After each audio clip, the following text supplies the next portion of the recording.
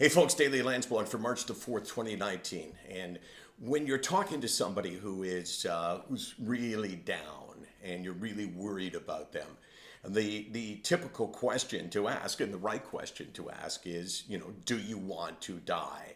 I mean, and it's obviously a downer way to start the Lance blog, but it's an important question that if it's not asked, then it can't be answered, and if it's not answered, then it's kind of hanging in the air, and you wonder, like what is going on in that person's head. But I was thinking about how maybe that's not the only question that you should ask. Think about this. If you were to ask somebody who was really struggling and really appeared to be in a bad place, do you want to die? They might say, no, I don't. And if you left it at that, I think maybe you would be doing them a disservice. The next question perhaps should be, do you want to live? Which is different than, do you want to die?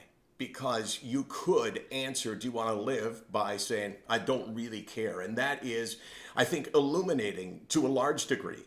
And then if the answer, yes, I want to live, the question, and the third one, and the most important one, I think, is, are you glad to be alive? Are you happy to be alive? And that complicates a lot of things. And that brings the focus really on what can possibly be the tragedy of mental illness, which is not just the person that wants to die and does die, but the person who is not happy to be alive. That is a state all unto itself. And to me, that's an emergency, not because that person is at risk of dying, but that person is at risk of giving up time in their life to this illness. And unless you ask, you don't know. So, okay, do you, I'm really worried about you. Do you want to die?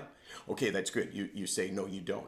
Do you want to live? And you say, yes, you do. And then the question becomes, are you happy to be alive? Are you glad that you're alive? And if the answer is no, then we need to chase help, because that in itself is a tragedy. SickNotWeak.com, 24 hours a day, 364 days a year. We're here to ask the questions, and sometimes ask the questions and give the answers.